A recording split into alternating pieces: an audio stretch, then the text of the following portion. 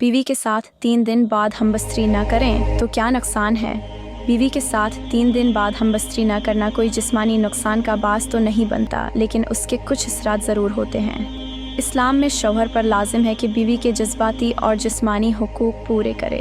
अगर शौहर मुसलसल बीवी से दूरी अख्तियार करे तो बीवी के दिल में नाराज़गी, बेचैनी, बेरुखी पैदा हो सकती है, जिससे ताल्लुक़ में ठंडापन आ जाता है। 3 दिन का वक्फ़ा आम हालात में नुकसानदेह नहीं, लेकिन अगर ये आदत बन जाए या बीवी की ख्वाहिश के ख़िलाफ़ हो तो रिश्ते में फ़ासले पैदा हो सकता है।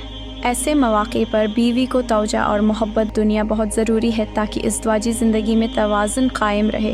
इस्लामी नुक्ता नज़र से भी शौहर को बीवी के हक़ हमबस्तरी अदा करने की ताकीद की गई है, और अगर बग़ैर किसी वजह के बीवी से किनारा कशी अख्तियार करे तो ये अखलाकी तौर दरस्त नहीं समझा जाता।